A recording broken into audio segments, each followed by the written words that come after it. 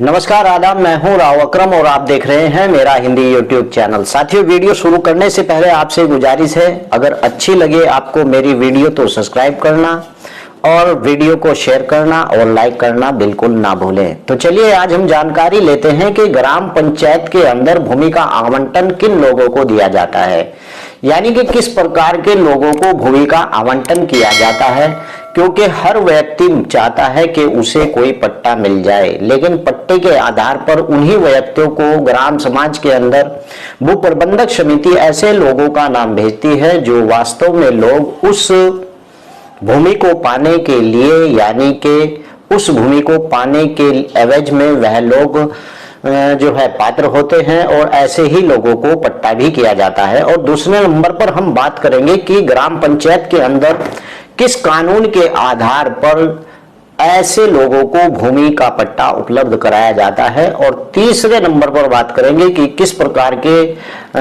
कब्जाधारी को भूमि के ऊपर मालिकाना हक प्राप्त होता है। तो चलिए वीडियो शुरू करते हैं। साथियों, आपको जानकारी दे दूं कि भू प्रबंधक समिति ऐसे व्यक्तियों को ग्राम पंचायत के अंदर पट्टे आवंटित करते हैं जो व्यक्ति उसका पात्र होता है। यानी कि अगर देखा जाए तो गांव के अंदर अगर कोई व्यक्ति गांव के अंदर रह रहा है और वह व्यक्ति यानी कि गरीबी रेखा से नीचे है, तो ऐसे व्यक्तियों को भी पट्टा दिया जा सकता है, चाहे पट्टा कृषि का हो चाहे पट्टा आवास का हो।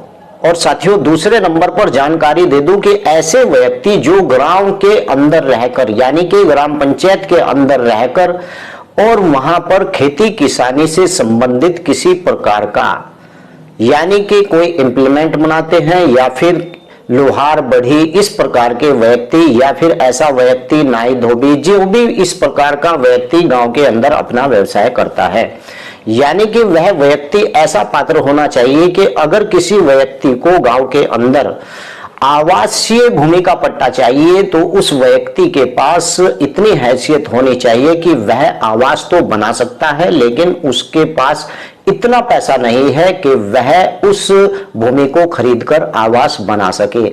ऐसे ही लोगों के लिए ग्राम सभा भू प्रबंधक समिति आबादी के पट्टे दिलाने का काम करती है। और उस परिवार, जो परिवार वास्तव में गरीब है, ऐसे ही व्यक्तियों को कृषि का पट्टा भी दिलाती है ताकि उनकी आर्थिक स्थिति को सुधारा जा सके। अब तीसरे नंबर पर आपको जानकारी दे दूं कि इस प्रकार के व्यक्ति जो गांव के अंदर रहते हैं, जो निर्धन व्यक्ति हैं और ऐसे व्यक्ति जो जिनकी आर्थिक स्थिति खराब है गांव के अंदर, ऐसे व्यक्ति को चिन्हित कर ऐसी भूमि के ऊपर कब्जा दिलाकर उन्हें पट्टे दिलाने का काम, यानी कि भू प्रबंधक समिति ग्राम के अंदर करती है। अब बात यहां पर यह आती है कि भू प्रबंधक समिति किस प्रकार से आवंटित करती है। साथियों, सबसे पहले आपकी ग्राम पंचायत में एक भू प्रबंधक समिति है, वह इस बात का आकलन करेगी कि गांव के अंदर ऐसी कितनी भूमि है जो नवीन प्रति की भूमि है या फिर ऐसी भूमि है जिसके ऊपर कृषि के पट्टे लोगों को दिए जा सकते हैं। ऐसी भूमि को चिन्हित कर ग्राम भू प्रबंधक समिति पहले गांव के अंदर एक डोंडी पिटवाएगी और ऐसे व्यक्तियों को इकट्ठा करेगी जो गांव की ग्राम सभा के अंदर है, जो गरीब है। वह लोगों की एक मीटिंग लेगी ग्राम सभा की और उसके अंदर लोग अपना नाम लिखवाएंगे जिन लोगों को आवंटित पट्टे चाहिए।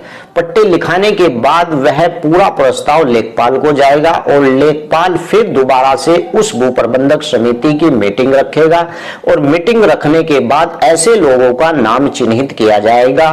चिन्हित करने के बाद उन लोगों की आर्थिक स्थिति देखी जाएगी और उन लोगों को देखा जाएगा कि वास्तव में यह व्यक्ति पात्र है या नहीं है। लेकिन ऐसा गांव के अंदर होता है, लेकिन कुछ जगहों पर ऐसा होता है कि अमीर व्यक्ति को भी पट्टा दिया जाता है और ऐसे व्यक्ति के खिलाफ आप तुरंत, अगर आपको लगता है कि आवंटन में ऐसे लोग घुस गए हैं, जो लोग उस आवंटन के पात्र नहीं है तो ऐसे व्यक्ति की कोई भी व्यक्ति ऐसे आवंटन की शिकायत कलेक्टर को कर सकता है या फिर एसडीएम को कर सकता है कि उसकी एप्लीकेशन में वह यह लिख कर देगा कि श्रीमान जी फला तारीख को हमारी ग्राम सभा की भू प्रबंधक समिति के द्वारा एक प्रस्ताव किया गया जिसमें लोगों को कृषि या फिर आबादी के पट्टे आवंटन किए जा रहे हैं। मान्यवर उस आवंटन के अंदर ऐसे व्यक्तियों को रखा गया है जो व्यक्ति अपात्र है। इस प्रकार के आप जब भी एप्लीकेशन देंगे तो उसकी तुरंत जांच होगी और ऐसा अगर पाया जाता है तो कलेक्टर को पावर है कि ऐसे आवंटन को रद्द कर सकता है। अब बात करते हैं दूसरे नंबर पर कि किस प्रकार जमीन का कानून होता है भू आवंटन का ग्राम पंचायत के अंदर। तो चलिए बताता हूं आपको विस्तार से। साथियों, जब ग्राम सभा के अंदर पट्टे आवंटित हो जाते हैं तो ऐसा नहीं होता है कि वह जमीन खाली रहती है। जो पहले आवंटित व्यक्ति हैं उनका समय पूरा हो जाता है और ऐसी भूमि पर दोबारा कब्जा देने के लिए क्या प्रक्रिया है जो नया आवंटन होता है।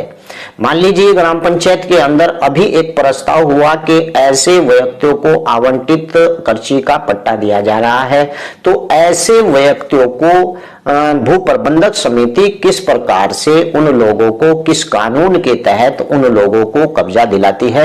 मान लीजिए कि किसी के नाम का एक पट्टा आवंटित हो गया और पता चला कि उस पट्टे के ऊपर पहले ही कोई और व्यक्ति ग्राम सभा का काबिज है, तो उसे कैसे वहां से हटाया जा सकता और इसके लिए क्या कानून है। तो मैं विस्तार से आपको बता रहा हूं।